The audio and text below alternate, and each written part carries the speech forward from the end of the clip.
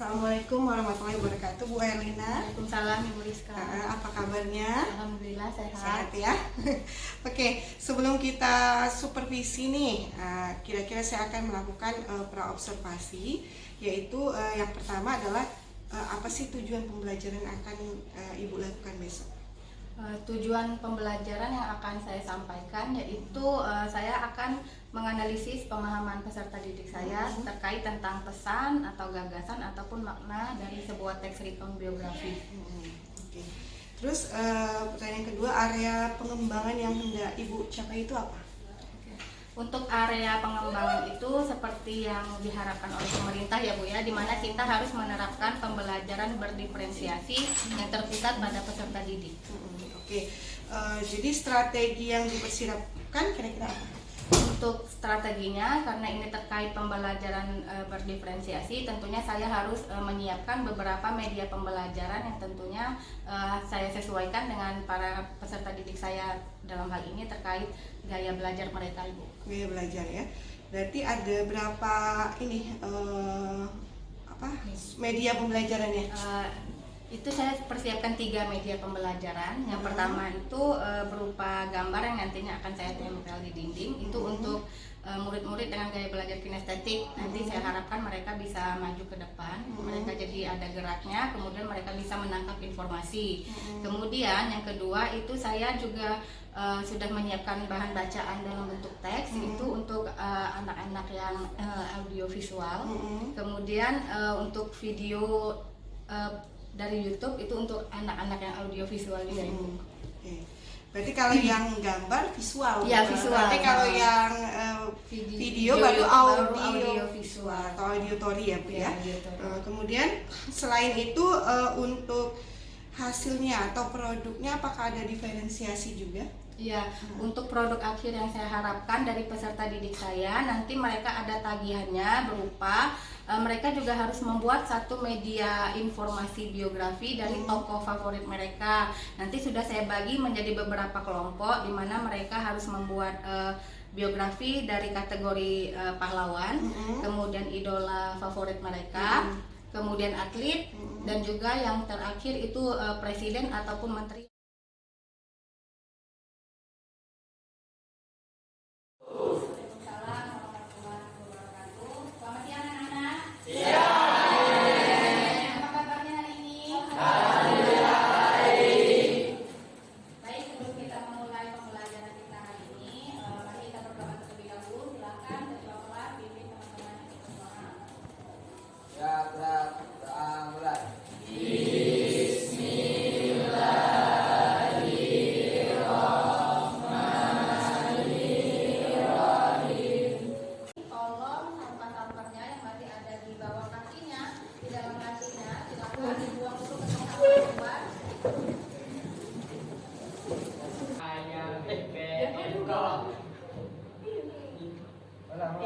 Baik anak-anak, terima kasih kepada Marcel sudah memimpin kita untuk pendidikan ini. Jadi kita lanjut ya, sedikit refresh ingatan kalian tentang definisi dari biografi. Apa itu biografi? Tadi kita sudah bahas, kata kuncinya adalah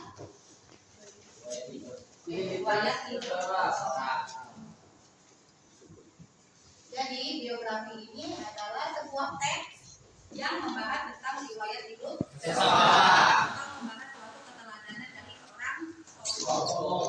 Kemudian tujuan dibuatnya biografi untuk apa? Untuk edukasi, kemudian untuk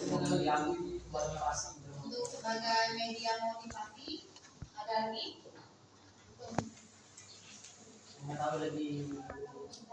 Oke, sebagai media informasi. Jadi dengan mempelajari sebuah teks biografi, maka kita akan mendapatkan sisi edukatif dari seorang tokoh. Apa saja yang bisa kita pelajari, apa saja keteladanan yang bisa kita ambil, dan juga bisa sebagai sumber informasi dalam memperdalam pengenalan kita terhadap seorang tokoh. Siapa saja yang bisa kita buat biografinya? Pahlawan. Kemudian siapa? Ya, tokoh-tokoh negara lainnya seperti atlet, ya kan, politikus, menteri dan lain-lain. Sebenarnya orang biasa pun bisa ya kita buat biografinya. terutama dia memang di dalam pengalaman hidupnya memberikan sebuah keteladanan.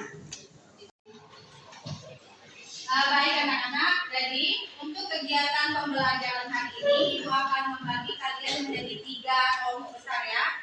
Jadi yang namanya Ibu sebutkan untuk kelompok 1 silahkan berkumpul di sini, kemudian kelompok 2 di tengah dan kelompok 3 di pinggir. Jadi seperti ini, untuk kelompok 1 nanti saya mau kalian untuk mengamati satu contoh teks biografi yang sudah saya sediakan di sini ya. Silakan nanti maju ke depan dan diamati. Untuk yang kelompok 2 itu silakan buka bukunya di halaman 137. Silakan temukan teks biografi Muhammad Hatta. Sudah ketemu halaman 137? Oke. Dan untuk kelompok yang ketiga, seperti instruksi mem di minggu kemarin, silakan gunakan HP-nya, kemudian temukan dari aplikasi YouTube satu video tentang biografi Bapak Susilo Bambang Yudhoyono. Sudah ketemu kan? Ya. Oke, langsung saja kita mulai.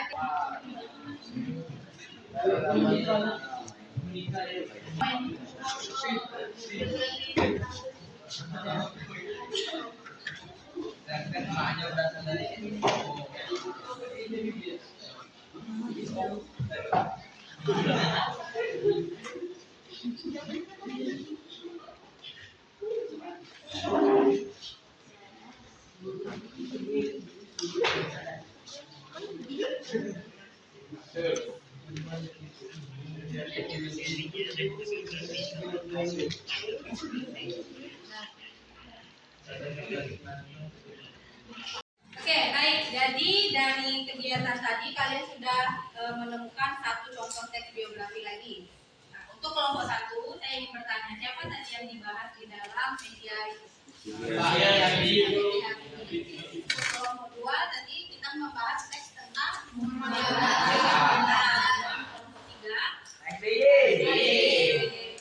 setelah kalian mendapatkan informasi atau teks biografi, jadi saya ingin kalian untuk kita akan mengerjakan soal bersama-sama tentang teks yang sudah kalian dapatkan tadi. Oke, teksnya tetap dikerjakan berkelompok, namun silakan dikerjakan dalam satu kelompok, diskusinya 4 atau 5 orang. Oke, ini saya akan berikan lembar pertanyaannya.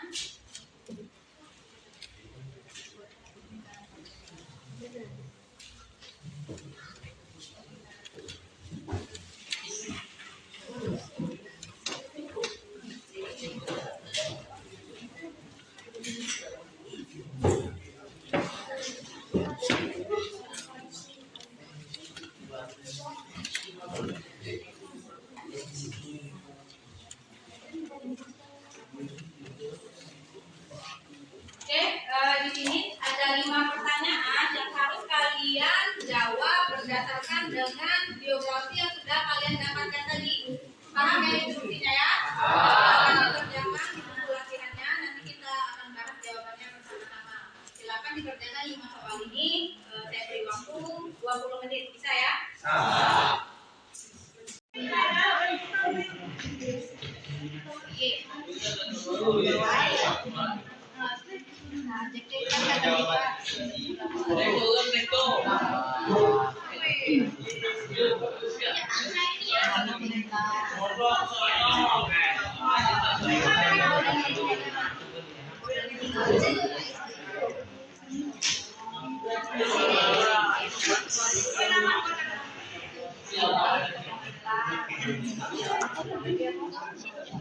Baik anak-anak, sudah cukup kegiatan berkolaborasi dengan temannya. Silakan kembali ke tempat duduknya masing-masing ya. Assalamualaikum warahmatullahi wabarakatuh. Videonya dari sini akan mempresentasikan hasil kerja kelompok dari kelompok kami. 1. Apa tujuan dari video tes gambar tersebut? Untuk memahami riwayat hidup Muhammad Hatta. 2. Apa yang membuat tokoh tersebut dikenal? Karena dia wakil presiden Republik Indonesia. 3. Apa pendapat Anda tentang tokoh tersebut? Pendapat dari kelompok kami adalah beliau adalah tokoh yang cerdas dan pekerja keras. 4. Tuliskan 2 kalimat yang menggunakan adjektiva dari tokoh tersebut. adalah 1. Dia mempunyai jiwa solidaritas dan kesetiaan kawanan. 2. Jiwa tanpa pamrih dan tanggung jawab. 5. Dari segi struktur orientasi, tuliskan satu paragraf dari tokoh tersebut. Muhammad Hatta lahir pada 12 Agustus 1902 di Bukit Tinggi. Nama Muhammad Hatta berasal dari Muhammad Attar yang diambil dari nama lengkap seorang tokoh muslim, yaitu Ahmad ibn Muhammad ibnu Abdul Al-Karim ibn Al-Atta'illah As-Sakandar, pengarang kitab Al-Ummah. Sekian dari saya. Wassalamualaikum warahmatullahi wabarakatuh. Baik, ada tanggapan dari kelompok lain? Tidak jelas, terima kasih. Silakan kembali duduk. Kelompok terakhir, makasih kalian sudah bekerja dengan sangat baik dalam kelompoknya masing-masing kali ini. Kemudian sebelum ditutup pembelajaran kali ini, siapa yang bisa menyimpulkan apa yang sudah kita dapatkan dari kegiatan pembelajaran kita kali ini? Oke, silakan bergabung. Kami dari pelajaran ini mengetahui bahwa apa itu biografi, tentang strukturnya, tentang kaidah-kaidah bahasanya, tentang manfaat dan tujuan dari biografi ini, dan tentang kalimat-kalimat kehidupan, kalimat yang itu, tentang cara-cara mengenal bisa dari mengamati, membaca buku dan video. Terima kasih.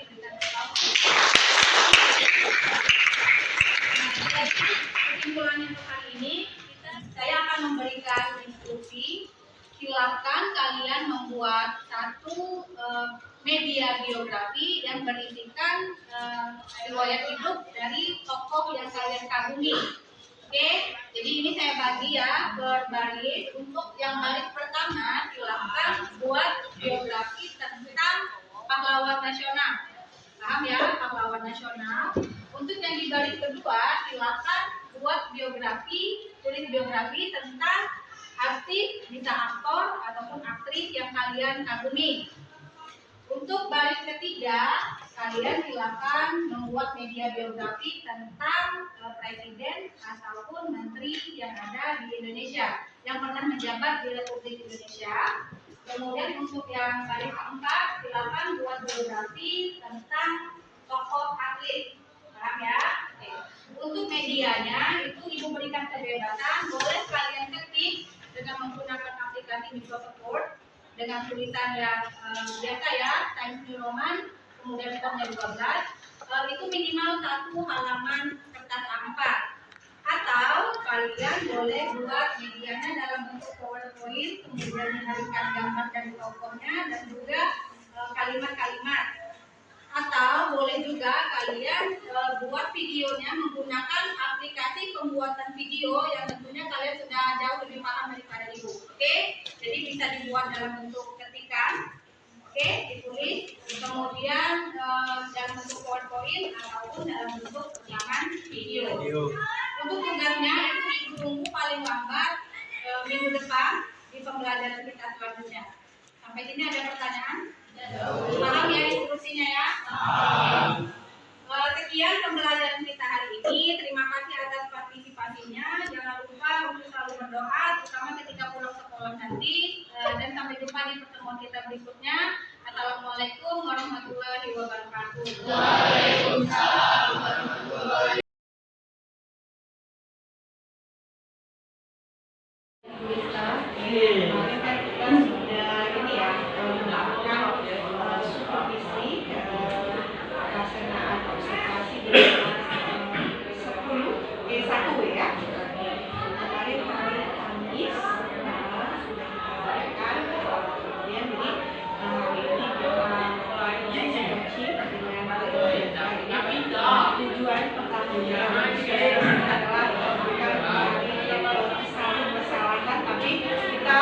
Melihat apa yang kita cari solusinya seperti apa.